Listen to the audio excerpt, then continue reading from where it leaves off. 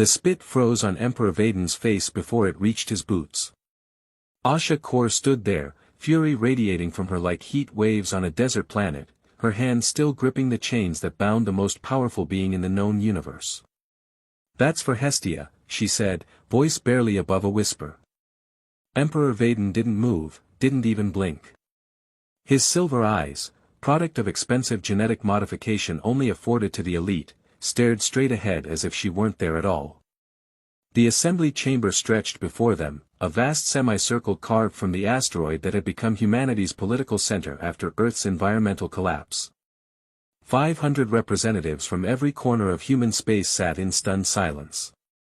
Not a cough, not a whisper, not even the usual electronic hum of translators and neural feeds disturbed the moment. The galaxy, indeed, dared not breathe. "Commander Kaur," the speaker's voice finally broke the silence, her projected hologram floating above the central podium. "The assembly recognizes your unorthodox entrance. Please explain yourself." Asha gave the chains a tug, forcing the emperor forward. "No ceremonial robes today, no crown of stars. Just a plain gray jumpsuit, the kind prisoners wore. His wrists and ankles bound by magna chains, ancient technology, impossible to hack, requiring physical keys. Old tech was often the most reliable when dealing with someone whose neural implants could override any modern security system. I've brought you Emperor Vaden Tao, architect of the Hestian genocide and the enslavement of the outer colonies." Asha's voice echoed through the chamber. "I'm delivering him to face justice." The murmurs started then, a wave of disbelief sweeping through the chamber. Guards approached cautiously, unsure whether to arrest her or protect her. "How did you?" the speaker began. "That's not important right now," Asha cut in. "What matters is that he stands trial for his crimes." 2 standard weeks earlier, Asha had been drinking alone in a dive bar on Callisto when her former commander found her. "You look like shit, Kaur," Reza had said, sliding into the booth across from her. "That's the idea." She'd lifted her glass in mock toast. "Makes it easier to disappear when you look like everyone else at the bottom." Reza's cybernetic eye whirred as it focused on her. "We found him." Asha had nearly dropped her glass. 3 years she'd been hunting, ever since Hestia burned.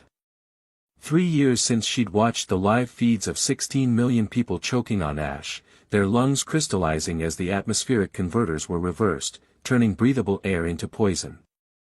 All because they'd dared to declare independence. "Where?" she'd asked, suddenly sober. "A private estate on Europa. Minimal security, if you can believe it. He's planning something big and doesn't want Imperial forces around." Reza had slid a data chip across the table.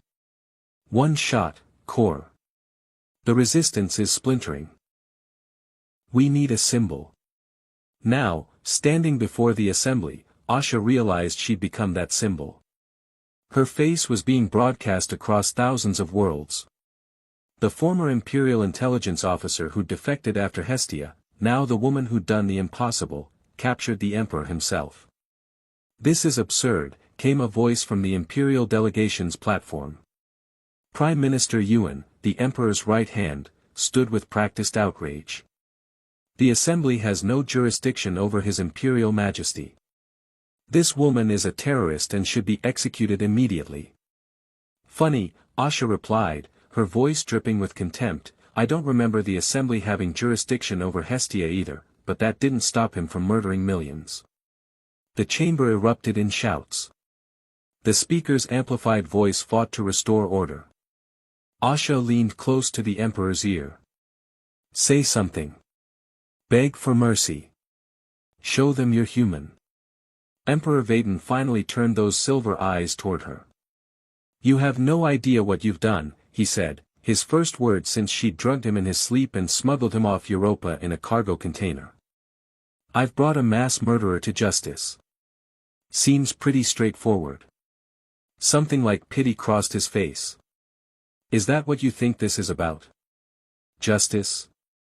The Emperor's voice was nothing like the booming commands in his broadcasts.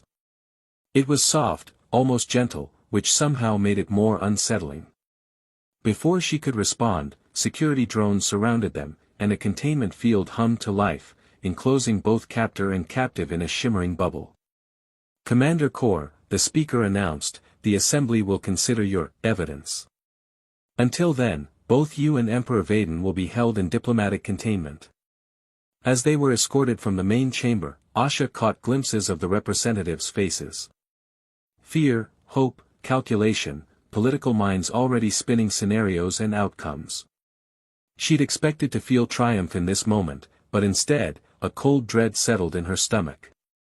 The holding cell was comfortable enough: 2 beds, a small food synthesizer, and a viewport showing the asteroid belt beyond. No bars, just another containment field across the entrance. Still a prison, but a gilded one. Asha removed the chains. They'd been mostly symbolic anyway, once inside the Assembly's security systems.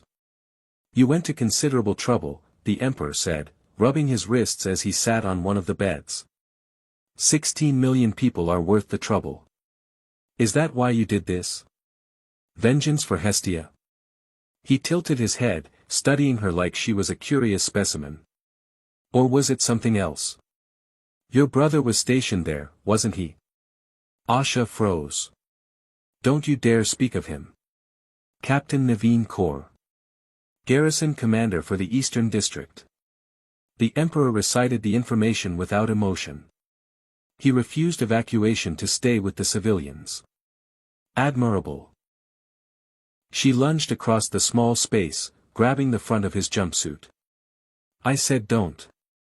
The Emperor didn't resist. Killing me won't bring him back. This isn't about killing you. Death would be too merciful. Asha released him with a shove. I want the galaxy to see what you are. I want every world that suffered under your rule to watch as you're stripped of power and locked away forever. And then what? He straightened his jumpsuit with dignified movements. The Empire collapses. The colonies go free. Humanity fragments into 1,000 squabbling factions just when we need unity most. Asha laughed bitterly. Unity? Is that what you call slaughtering anyone who disagrees with you? I call it survival. For the first time, intensity entered his voice. There are threats beyond our borders that would consume us all if we're divided. Hestia was necessary. Necessary? The word came out as a hiss. You justified genocide as necessary. You were Imperial intelligence, Commander. You've seen the reports. A chill ran through her. The classified briefings, the deep space anomalies, the strange signals from beyond the Oort cloud that had been increasingly concerning the Empire's scientific division. Those were theoretical threats, she said, less confidently than she'd intended. Were they? The Emperor's silver eyes seemed to look through her. The Assembly doesn't know what's coming. They bicker about colonial rights and resource allocation while the clock ticks down. And that gives you the right to decide who lives and dies? Asha demanded. Someone has to make the hard choices. He stood, and despite the prison garb, his imperial bearing remained. Tomorrow, when they put me on trial, you'll learn why Hestia had to burn. And then you'll face the same choice I did. The Emperor turned away, lying down on his bed and closing his eyes, the conversation clearly over. Asha stood by the viewport, watching distant mining ships navigate the asteroid field. She had imagined this moment for 3 years, capturing the tyrant, bringing him to justice. In her fantasies, he had been a monster, raging and defiant. She hadn't expected this calm, rational man who spoke of necessary evils and greater threats. She hadn't expected him to make her remember those classified reports that had first planted seeds of doubt before she defected. Most of all, she hadn't expected the quiet fear that perhaps she'd just made a terrible mistake. The assembly chamber felt different the next day, tenser, if that was possible. Security had tripled. Representatives whispered among themselves, casting nervous glances at the central platform where the Emperor now stood, magna chains removed but surrounded by a containment field. Asha sat nearby, technically a prisoner herself now, though treated with cautious respect by some delegates who saw her as a hero. The trial of Emperor Vaden will now commence, the speaker announced. The charges are crimes against humanity, specifically the genocide of 16 million citizens on Hestia. The Emperor stepped forward. I waive my right to defense and plead guilty to all charges. A shocked silence fell, followed by an eruption of voices. However, he continued once the room quieted, before sentencing, I invoke Article 47 of the Assembly Charter, the right to present evidence of extinction-level threat. The speaker looked stunned. Article 47 hasn't been invoked in centuries.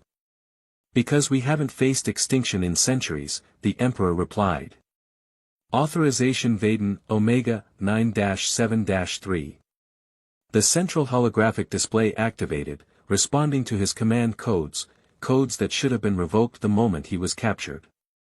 The Assembly's security officers scrambled, but the presentation had already begun. Deep space imagery appeared, showing what looked like stars at first, but as the view magnified, revealed themselves as something else, ships. Thousands of them, moving in perfect, inhuman formation.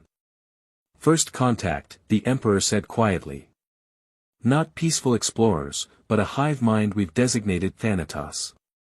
They've consumed 3 sentient species in neighboring galaxies. They're coming for us next. Data scrolled across the display, intercepted communications, projected invasion vectors, estimated casualties. Hestia was not random, he continued. Their orbital position made them perfect for a defensive superweapon, one that could target the Thanatos motherships. When they declared independence, they unknowingly compromised humanity's only real chance at survival. Asha found herself standing. You could have told them. Explained. And risked the information leaking. The Thanatos have infiltration capabilities. If they'd discovered our defense plans. He shook his head. I couldn't risk it.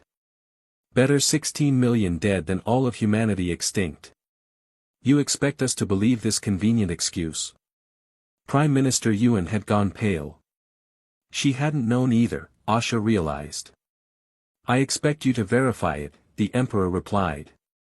All the data is now in the Assembly's possession. You have approximately 3 months before first contact. The chamber dissolved into chaos. Through it all, the Emperor's gaze found Asha. Now you understand the burden, he said when she approached him. What would you have done differently? Asha looked at the projections still hovering in the air, billions of lives in the balance. I would have found another way. There wasn't one. His voice held no defensiveness, just resignation. There's always another way. She faced the Assembly. The Emperor is guilty by his own admission. But his evidence must be investigated. She turned back to him. If this threat is real, we'll need your knowledge to fight it. If it's fabricated, you'll face execution for Hestia. You're proposing conditional clemency? The speaker asked incredulously. I'm proposing survival, Asha replied. We remain his jailers, but we use his expertise. The weapon he planned can still be built. Hours of debate followed. When the vote finally came, it was close, clemency with permanent imprisonment, in exchange for the Emperor's full cooperation against the coming threat. Later, as Asha escorted him to the secure research facility that would be his home and prison, she asked the question burning inside her. Was there truly no other way to save Hestia? The Emperor was silent for several steps. I considered every alternative. Each meant greater risk to humanity's survival. He looked at her directly. Could you make that choice? Sacrifice millions to save billions? I don't know, she admitted. But I know this, the moment you decided their deaths were acceptable, you became something less than human. Perhaps, he acknowledged. Or perhaps being human means carrying impossible choices and living with them. As the security doors closed between them, Asha realized the true burden she'd brought to the Assembly wasn't the Emperor in chains, it was the weight of a decision no single person should have to make alone. The galaxy had dared not breathe when she entered with her captive. Now it held its breath for an entirely different reason, waiting to see if the tyrant's sacrifice would prove justified, or if humanity had compromised its soul for nothing. 3 months passed in a blur of preparation. The assembly transformed from a political body to a war council. Former enemies became reluctant allies, united by the looming threat that verification had proven all too real. Asha found herself appointed as liaison between the Emperor and the Assembly, the only person both sides marginally trusted. Every day she sat with the man she'd once sworn to destroy, extracting strategies and technical specifications for weapons that might save humanity. "You're handling this better than I expected," the Emperor remarked one evening as they reviewed defense grid schematics. His quarters remained a prison, luxurious but inescapable. "What did you expect? That I'd put a knife in your back the moment I confirmed your story?" The thought had crossed my mind. The ghost of a smile played across his face. "Your brother would be proud of your restraint." Asha stiffened. "Don't. Forgive me." He closed his eyes briefly. Old habits of manipulation die hard. They worked in silence until the proximity alerts blared, weeks earlier than expected. "They've arrived," the Emperor said with eerie calm as they watched the monitors. The Thanatos fleet emerged from hyperspace, a swarm of biomechanical horrors that blotted out the stars. "The weapon isn't ready," Asha whispered, fear squeezing her chest. "No, but their patterns are predictable. We have one advantage they don't expect." "Which is?" "Me." The Emperor's silver eyes gleamed with something she hadn't seen before, not arrogance, but resolve. "They believe I still rule. They'll demand my surrender personally before they attack." Understanding dawned on Asha. "You're suggesting we use you as bait." "More than that. Their hive consciousness can be disrupted if their expectations are shattered. I've uploaded everything I know about their psychology to your neural link." She felt the data flowing into her mind, complex, alien thought patterns, predictive models, weaknesses. "This is, how long have you been studying them?" "Most of my life." He stood, straightening his now familiar prison jumpsuit. "Request permission to address the assembly one last time." Hours later, as the Thanatos command ship loomed in orbit, Emperor Vaden stood before the assembly once more. This time, Asha placed the chains on him voluntarily, their eyes meeting in silent agreement. "Humanity presents its offering," the speaker's voice echoed across the chamber and into the transmission being broadcast to the alien vessels. Asha led the Emperor forward, recreating that first dramatic entrance. But this time, when she spoke, it was with the voice of all humanity. "We bring you our Emperor," she announced. "We rejected his rule as you will reject his deception." The Thanatos communication came as a painful screech in their minds, "Acceptable. Bring him." As she escorted him to the shuttle that would deliver him to the alien vessel, Asha whispered, "The trigger is implanted as you requested. One thought command N.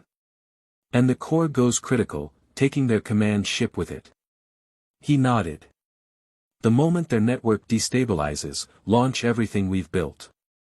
The shuttle doors opened. Before stepping aboard, the Emperor turned to her one last time. "For what it's worth, I am sorry about your brother. And Hestia." Asha found tears in her eyes for the man she'd hated for so long. "Was it worth it? All of this? Ask me that if we survive." His silver eyes held hers. "And Asha? Don't make the same mistakes I did. Power isn't about who you're willing to sacrifice, it's about finding ways to save everyone, even when it seems impossible." The shuttle doors closed. Asha watched it ascend, carrying humanity's greatest monster and perhaps its ultimate savior toward an uncertain fate. She returned to the assembly chamber where representatives from every world waited in tense silence. Nobody dared breathe as the minutes ticked by. Then a blinding flash lit up the viewport. The Thanatos command ship exploded into a supernova of light, followed by cascading failures across their fleet as the hive mind shattered. "Launch everything," Asha commanded, her voice steady despite the grief cutting through her. As humanity's hastily constructed defenses surged into action, finishing what the Emperor had started, Asha realized the true burden of truth wasn't just knowing when to chain a tyrant, it was recognizing when to forgive one. The galaxy exhaled at last, its fate no longer resting on the shoulders of a single ruler, but shared among all who remained to rebuild from the ashes of necessary sacrifice.